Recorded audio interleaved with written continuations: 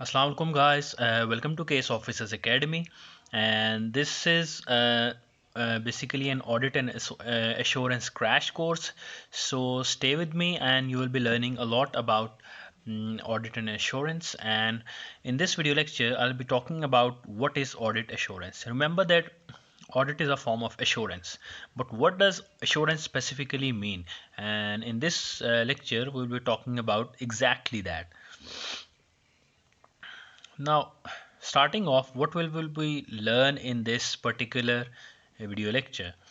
We'll learn what is assurance, then the five elements of an assurance engagement, and lastly, what is positive and negative assurance. So, what is assurance? Remember that in many situations, there are people who need to be assured about something. For example, parents need assurance that schools are suitably educating their children. Diners need assurance that a restaurant is serving food that is safe to eat. Shareholders need assurance that the published financial statements of a company are not wrong. And lastly, directors need assurance that the systems inside the company they run are working. So there are various situations or scenarios where different people need assurance about different things. But remember that it is often not possible to check the situation yourself. You are likely to want to rely on someone else to check it for you. Now, why do you it's not possible for you to check it yourself? Because of the lack of time or because of the lack of expertise. For example, the shareholders in our case in the financial statements, they don't have the requisite expertise to study the financial statements and in different international financial reporting standards and analyze them. So auditors, what do they do is they rely on the auditor's report. In similar is the case with the health facilities. Of course, an ordinary patient, he can't know whether the hospital is operating as per SOPs. They need to rely on the regulators, and regulators give ranking to those as to whether those hospitals are following the SOPs. So this is the reason. For example, schools are checked by government inspectors, and restaurants have health and safety checks, and annual published financial statements are checked by external or statutory auditors, whereas company systems or internal controls are checked by internal auditors. So, the five elements of an assurance engagement. Although each assurance engagement will differ in terms of exact detail, each has common features or elements, so to speak. Number one is the subject matter. In our case, for example, the subject matter are the financial statements, which are basically we are scrutinizing the financial statements. Financial statements are our subject matter. Then there are three parties in any assurance engagement. The first is the responsible person or the person preparing the subject matter being checked. In our case, it's the management of the company which is preparing the financial statements.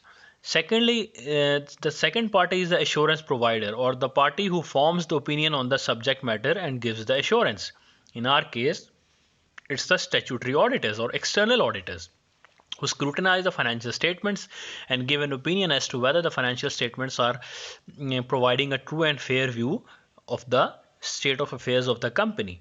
And lastly, the intended users or the party who relies on the assurance report. And in our case, it's the shareholders or even the banks who give loans to the company. It's about the use and the intended users of the financial statements are basically and the audit report are various stakeholders, both external and internal. Continuing with the elements of assurance engagement, the third element is a report which states the assurance provider's conclusion. For example, in our case, the auditor's opinion and the audit report is what essentially gives an opinion on the subject matter, which is the financial statements. Number fourth is the standards, and this is the assurance provider doing the checks. Which the assurance provider doing the checks will have some standards to check against. I mean, whenever you are giving an opinion on something, there as to whether it's good or bad, so to speak, you need to compare that particular subject matter against some standards. For example, in case of financial statements, The auditors compare the financial statements with the international financial reporting standards and as to whether the financial statements have been prepared in accordance with the international financial reporting standards. So there need to be some standard against which comparisons are made, okay? And lastly, the amount of checking will need to be determined. Now, there are various assurance engagements in which the level of the checking varies, and in audit engagement the checking is more rigorous, whereas in simple uh, assurance engagements like review assignments, which we will be talking about later, then checking is not that much rigorous, and from this stems the concept of positive and negative assurance.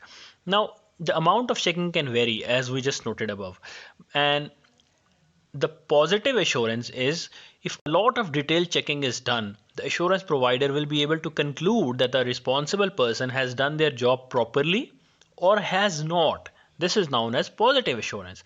Now that, for example, in case of audit of the financial statements, the auditors give an opinion as to whether the financial statements depict the true and fair view or they do not depict a true and fair view.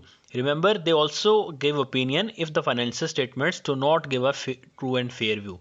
In either case, they give an opinion because they have rigorously tested the financial statements and they give a positive assurance. Remember, positive assurance does not mean that it has to be, financial statements have to be good and true and fair. No, it also means that the auditors are also giving an opinion if the financial statements are not depicting a true and fair view.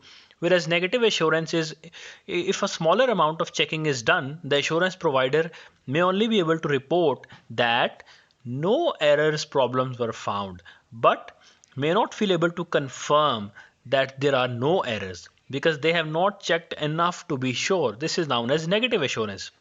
Essentially, what this means is that in a negative assurance, the auditors say that nothing have come to our attention which leads us to believe that the financial statements are not true and fair view or not presenting a true and fair view.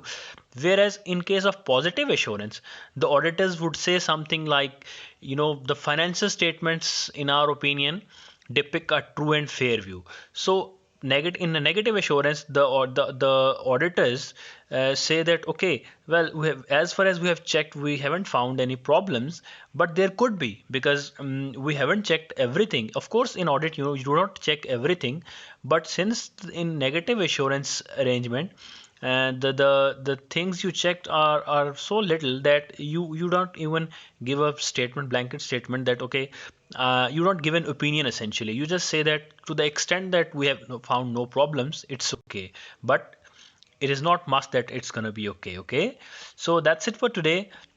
For more lectures, subscribe to the channel, and we will be discussing much more about audit in detail and all other topic areas. For example, financial accounting, cost accounting, management, how to manage your finances.